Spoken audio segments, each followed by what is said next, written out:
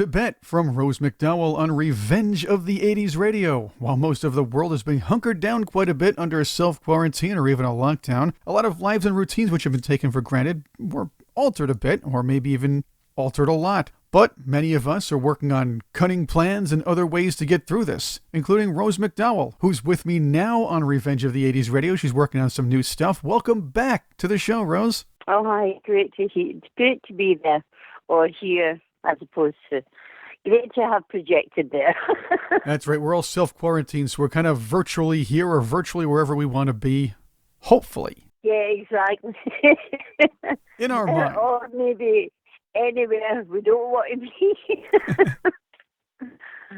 We have to keep cheery. So what's it like in your area? Well, actually, I live quite rural, so you don't see a lot of people anyway. There's nothing where I live except a petrol station, like a gas station. And so it's countryside, so that you very rarely see an occasional bicycle go down the street or someone walking a dog somewhere. But I haven't come across anybody. So although it's airborne and people were being told to do the gardening, catch up with all these things, if it's airborne, it's probably not the best idea wherever you are, because we do have such a thing called wind.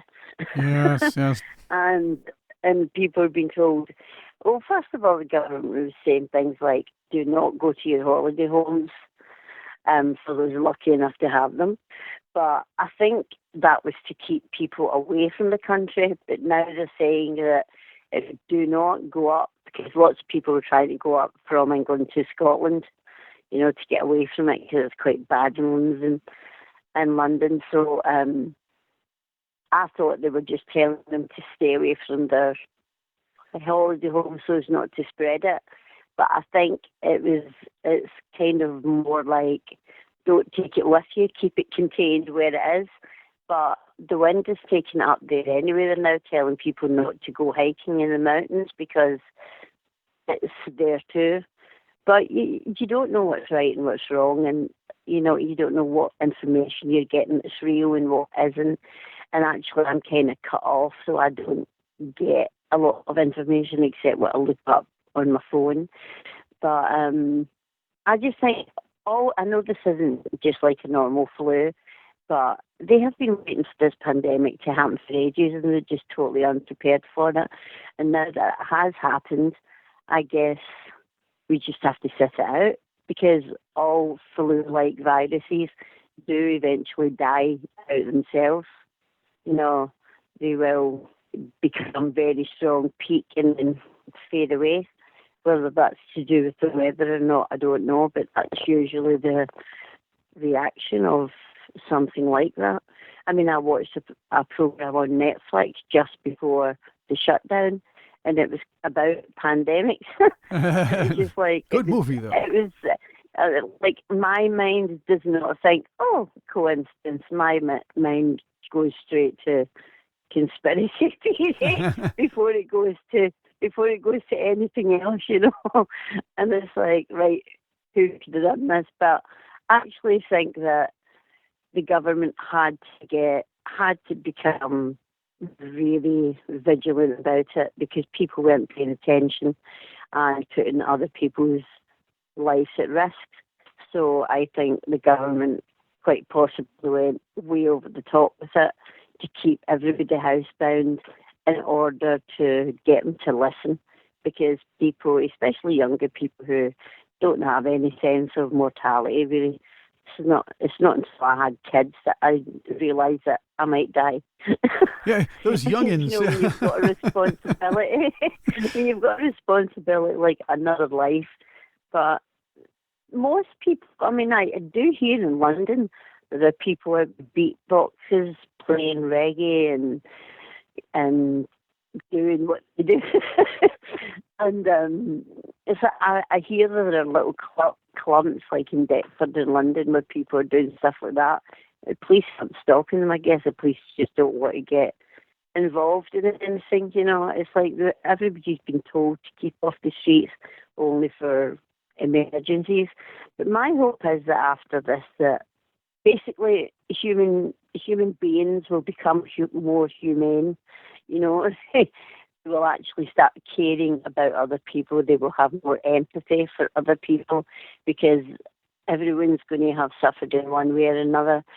And I mean, I know there could be looting, there could be all sorts, but I think at the end of it all, what I'm really hoping for is that humanity, as it is, just becomes more human, just does care about, the person next door or anybody, any stranger. I mean, it's like, I really do hope for humanity to do what it actually has within itself and has not been using, and that is to be an empath, to be empathetic to other people, and put, like, after the Second World War, I mean, Britain just really pulled together. Everybody helped everybody, and I'm just hoping it's a similar situation.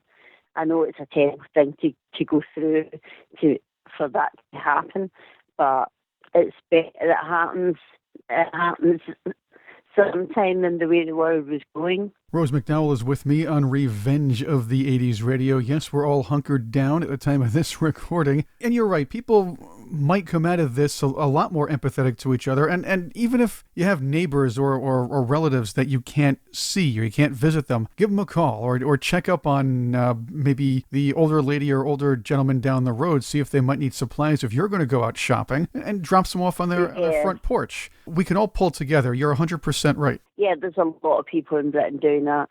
I wanted to go out and deliver, or even keep company, the elderly, because the elderly have always been my charity since, my main charity since I was like about 7 or something. Since I was a little kid, I was always doing shopping for the elderly, and I was always helping them out, and not for pennies or anything, just because I thought people didn't treat them with the respect they deserved, and with the knowledge they had and with what they had to go through to enable me to be born and the rest of humanity after the Second World War. And my mum was 4 when that ended, and I can't imagine what my granny would have felt like having children during a war where my granddad was in it. But after that, people were just so nice to each other. And it's like people would have to have warrant sales in their garden where, and the people would have, a lot of the neighbourhood would rally around and buy those things, and thinking that they were just going to buy them, take them home, they actually gave them back to the person that had gone into debt and had them taken away from them.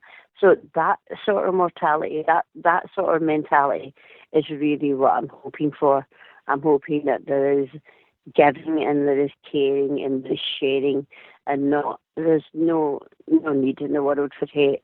It's absolute, anyone who is hateful is actually doing way more harm to themselves than they are to the person they're hating, who hasn't a clue they're even thinking about them.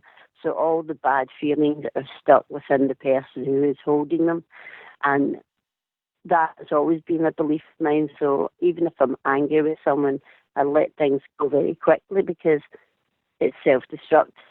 You're a lot nicer than most of us, Rose, but it's something that even I should learn. Yes. Yeah, I like, if somebody's in my face, they won't get away. But if there's a bit of distance, it's like, there's no point bothering with that kind of person, just stay away from them. Don't even think the bad things because it's only you that's feeling bad. So, but I think after this, I honestly don't know the severity of it at the moment because I'm so self-isolated. I don't even have the news. I have Netflix. That's all that I watch, and I have my phone, which I catch up on things on that. Don't forget those YouTube videos. They're almost endless. I know there's a finite number of them, but there are so many out there you can catch. Might learn a little history too. There's some pretty good stuff out there. Spending your whole day. Exactly. Well, you have to do your own. It's like everybody's saying something other than somebody else. People have got different stories. You have to sort of gather as much information as you can. and come up with your truth, the one that makes sense, the one that isn't just being fed to you from all different people, with all different sets of advice. I've got a friend just now who has it in Edinburgh, and I'm really worried about her. She used to be in the legendary Pink Dots, in fact, and she was paralysed because she'd sort of swallowed some pink algae from the ocean, and it paralysed her. And basically, when I met her a couple of years ago up in Edinburgh, she came to one of my gigs and she told me about this, and now she's got that.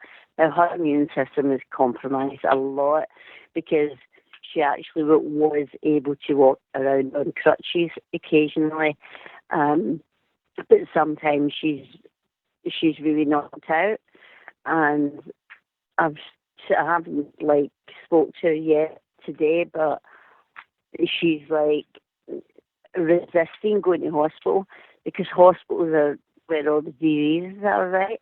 So I guess if you can stay at home, being sick, being cared for, it's probably the safest thing to do.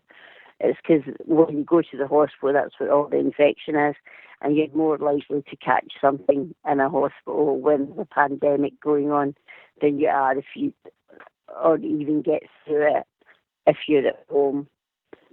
So, but because she's ill, I've been just urging her to do the right thing, because sometimes she can't move, even just to go and get her vitamin C. It's silly things like that, and it's people like that really have to not be too scared of. I mean, when it comes to life and death, you do the right thing. You stay alive. You do what you can. It's just human instinct. Yeah, human instinct is to stay alive, but to do anything, I'm just hoping nobody does anything bad. Nothing bad has happened here yet. There's been no looting, there's been no trouble, there's been nothing.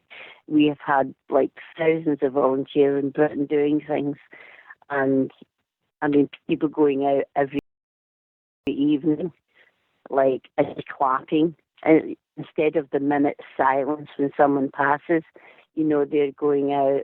I think, my friend James Sturck from Orange Juice, he went out and he played his guitar out the window while everybody was doing the minute clapping or whatever.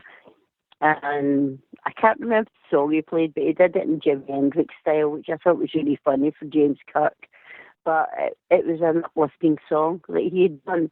And everybody's saying, do that next week. So people are doing things to try and cheer people up. I've noticed that, yes. Yeah, to try and keep things going. And I'm going to do a little podcast thing as well. Jerome and I were planning if we could get something together, just doing a sample of a song that we're going to be releasing, and maybe try and just do a wee video of that and just put that up there. And I think anybody with any talents, whether it's verbal, whether it's physical, whatever, if people need to see those posts on Facebook, just for general morale, because a lot of people have lost people and they are truly, truly devastated. So it's going to take a long time for those people to bounce back.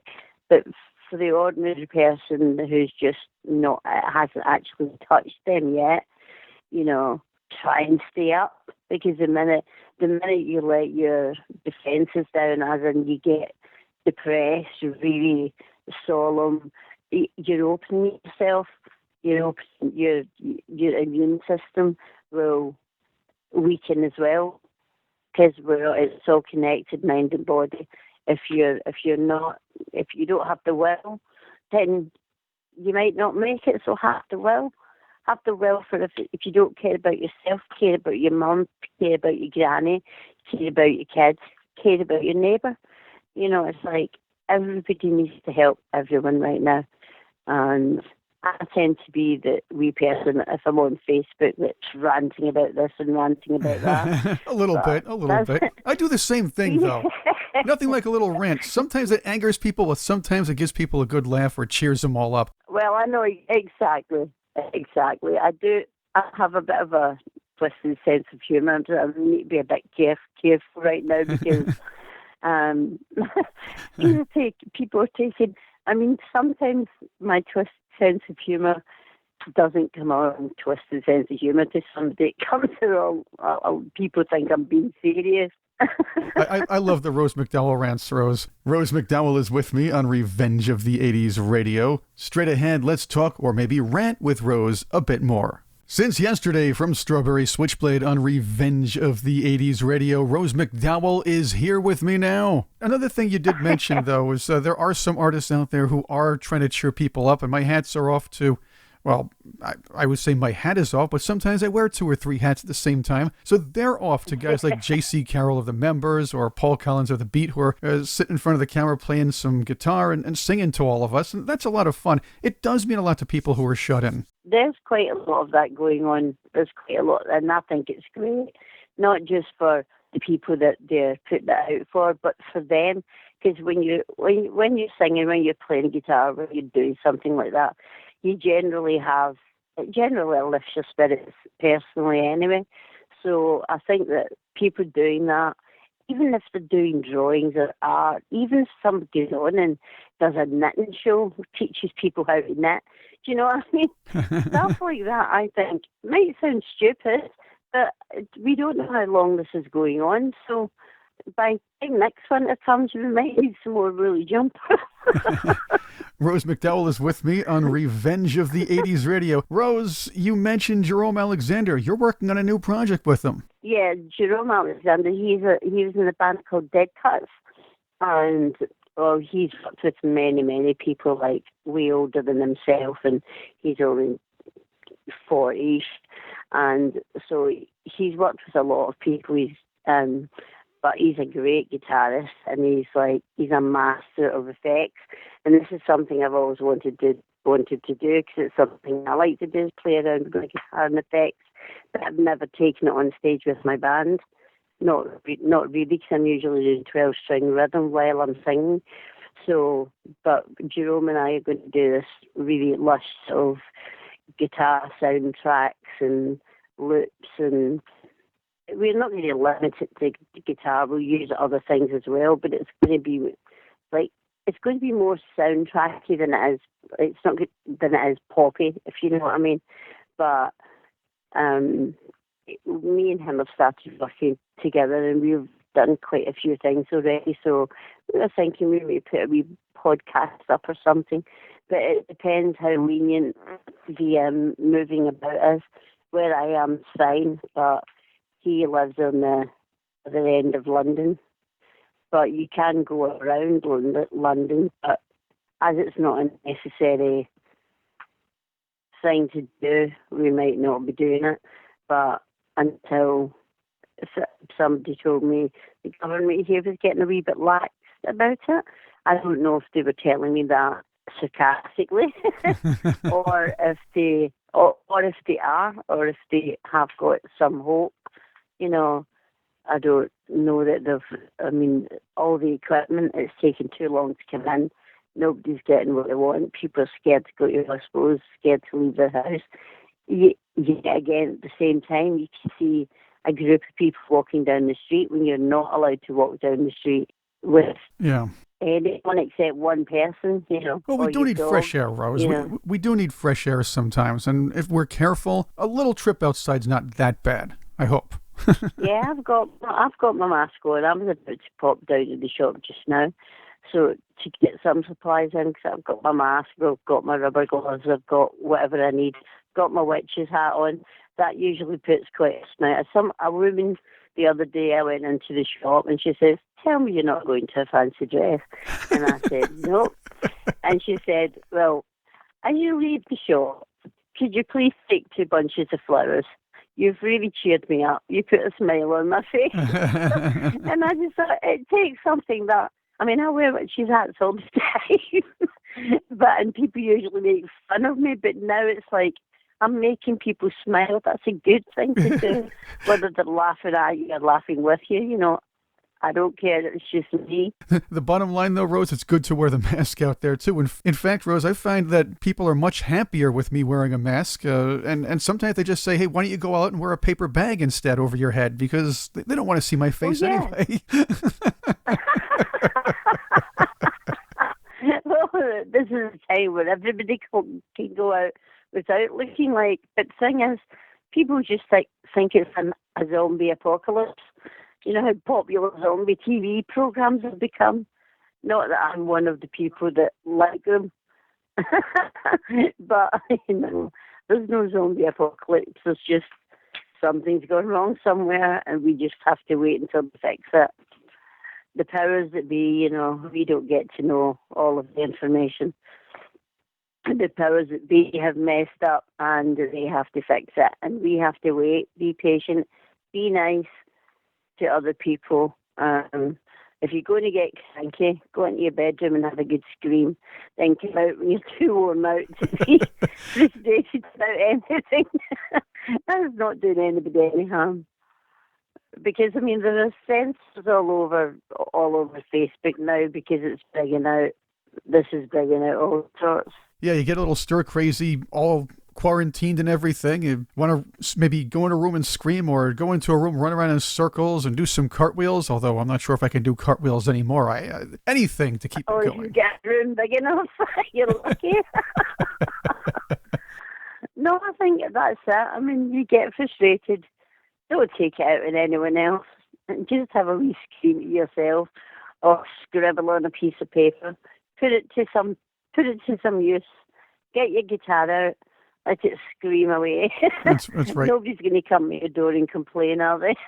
Rose McDowall is with me on the quarantine hunkered down version of Revenge of the 80s Radio. You're also working with your present band as this happens. Yeah. Remotely, of course. In isolation. I'm just writing for it just now. I'm just doing writing.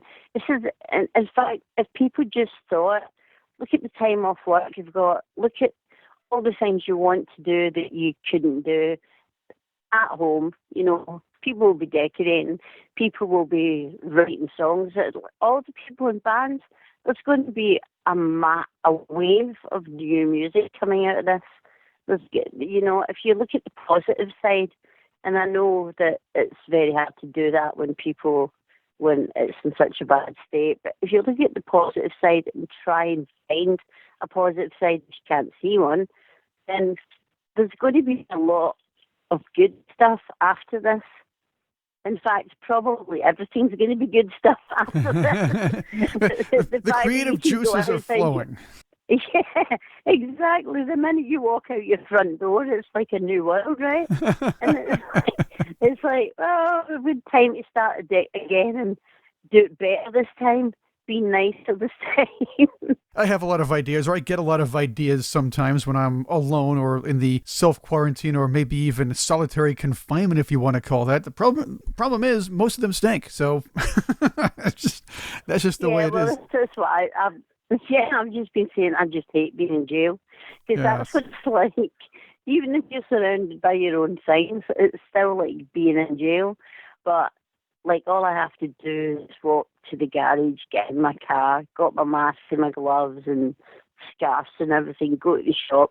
In actual fact, a lot of people in Britain are using that distance, right, social distancing. Don't get 2 meters from anybody else or 8 feet from anybody else.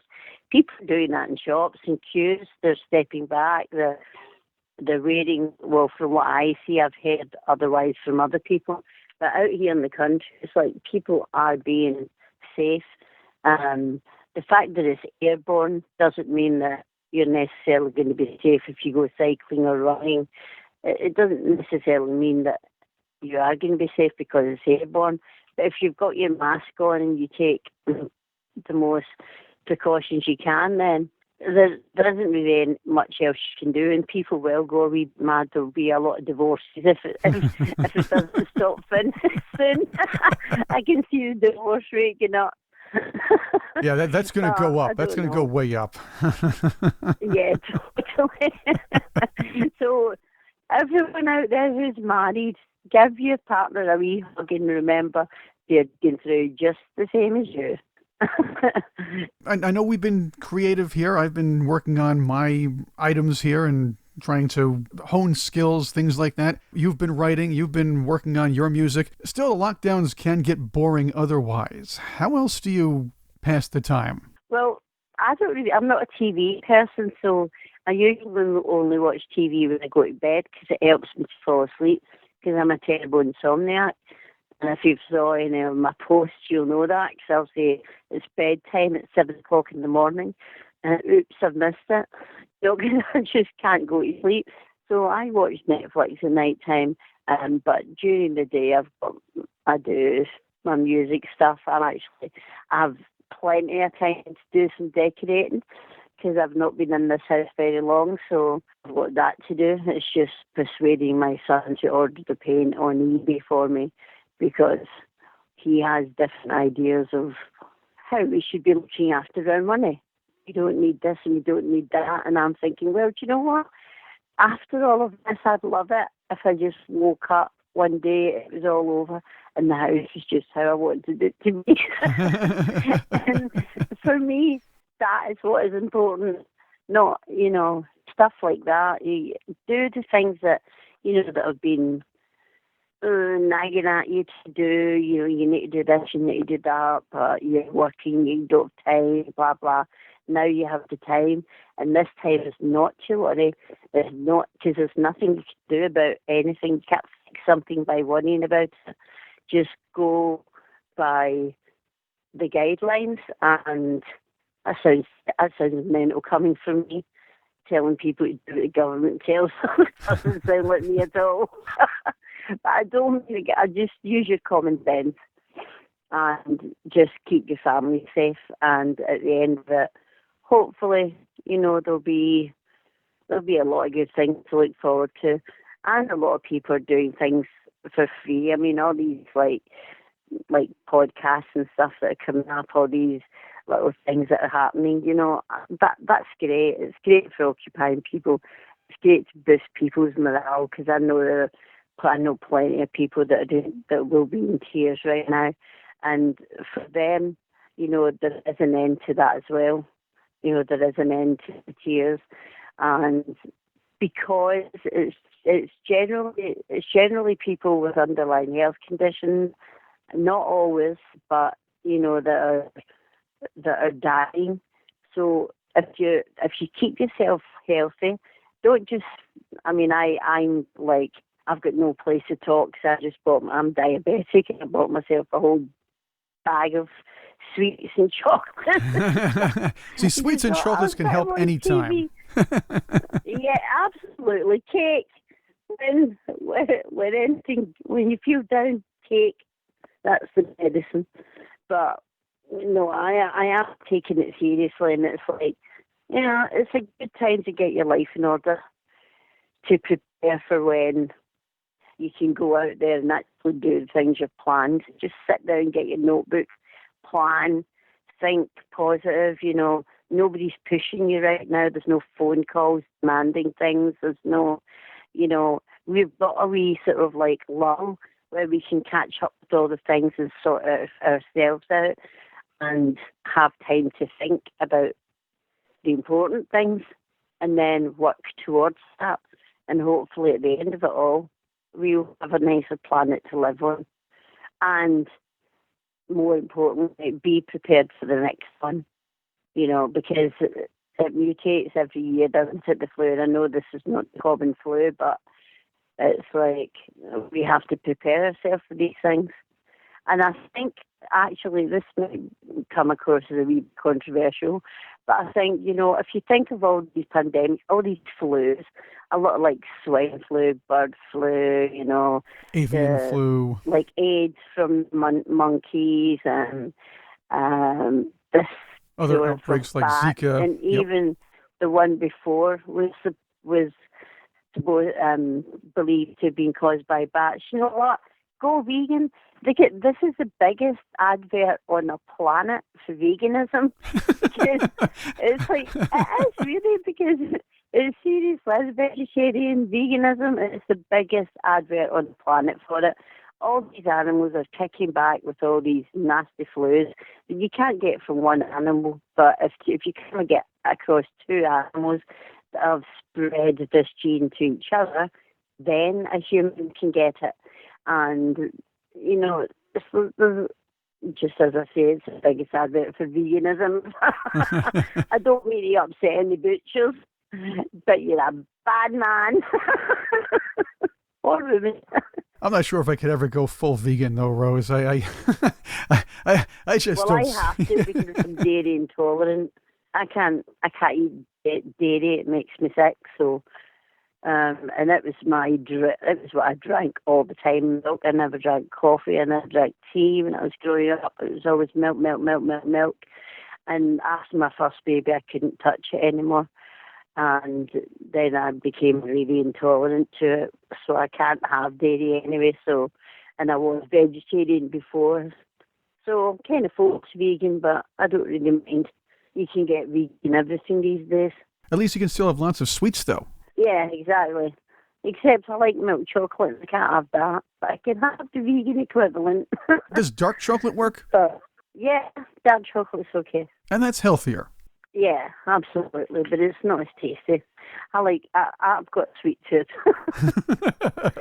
but it's hard because vegan food is still quite expensive right now compared to general, you know, the regular packet of Jammy Rogers, for example.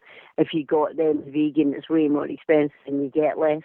But I think maybe this might turn things around a wee bit. Maybe the production of vegan stuff will go up and people will have meat as a treat more than, especially some of the rubbish meat they put in sausages, you know what I mean? Things like that. If I was going to eat meat, I would eat proper steak or something that I knew what it was, what part of the animal it came from. Oh. But I wouldn't. But I just think, yeah, this is the biggest advocate for veganism, and I'm sure plenty of people agree with me on that. Well, I know quite a lot of people do, but it's not. It's not that I have anything against anybody eating meat, because I don't. And if you go out there and you hunt your food down and there's nothing to waste, right. Admiration for that, because that's human existence, right? So I had admiration for that, but I think it's sad because I didn't know, when I was a little kid, my granddaughter became a vegetarian when she was 3. When I was a little kid, I didn't know the chicken that was running around was the same chicken that was in my sandwich. I didn't join the dots. So I think when people have information, they join the dots. Anyway, getting off the vegan subject, back to the virus subject. 2 V's, V. Well, I think I do hope that I'm not like gloom and doom about this. I mean, I know it's a terrible thing that's happening, but I mean, the end of it, I think that we all have to think positively. There's enough darkness around us right now. So if we think positively, we can make a much better world. Don't know if you can hear my son's upstairs singing his heart out. He's up there playing guitar and singing his heart out. I'm Chris Cordani. Rose McDowall is with me on Revenge of the 80s Radio. Straight ahead, more with Rose. Sorrow, the duo of Rose McDowall and Robert Lee on Revenge of the 80s Radio from their 1993 album Under the You Possessed, Songbird. Rose McDowall is on Revenge of the 80s Radio with me now. Rose, thank you again for helping put a positive spin on what's happening as we're all hiding out or self-quarantine, however you want to call it. But thanks again for being with us on Revenge of the 80s Radio, Rose McDowall. Yeah, and just remember, love is all you need. Love and maybe some food. Well, yeah. And a glass of water. A glass of water is always good, too. You need to hydrate.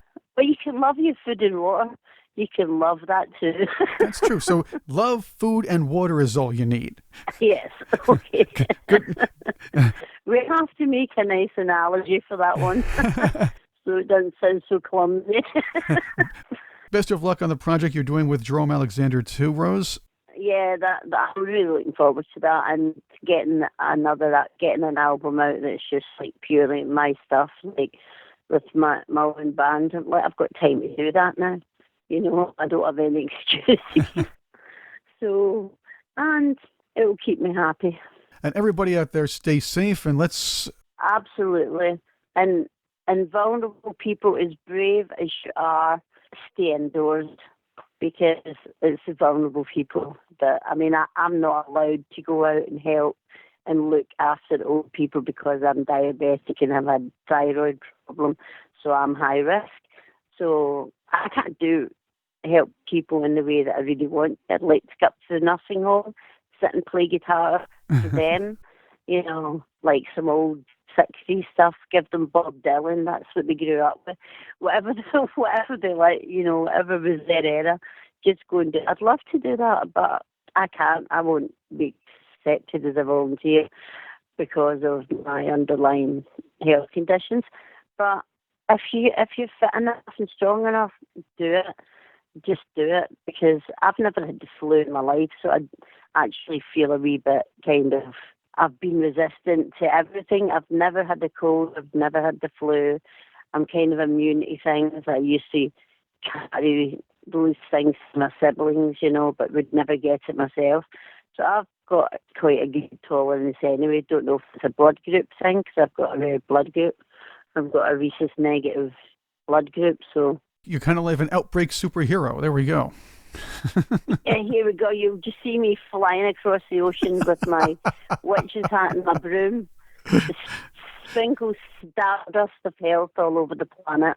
That's me. Rose, thanks again for being with us. Let's play one of your newer songs, Rose. Gem, this one by Rose McDowall and Sean Pinchback from 2019 on Revenge of the 80s Radio.